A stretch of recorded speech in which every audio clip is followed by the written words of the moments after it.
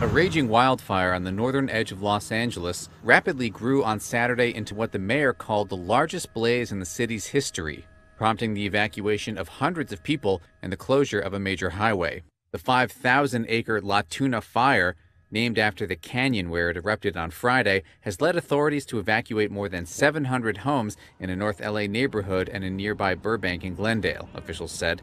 Authorities warned of erratic winds that could force them to widen the evacuation zone after the fire destroyed one house in LA Saturday. So far, the fire was only 10% contained, with over 500 firefighters battling it. Meanwhile, more than 400 miles to the north, the so-called Ponderosa Fire has burned 3,800 acres and destroyed 30 homes in Butte County since it broke out on Tuesday. Wildfires in the U.S. West have burned more than 7 million acres since the beginning of the year, about 50% more than during the same time period in 2016, according to the National Interagency Fire Center.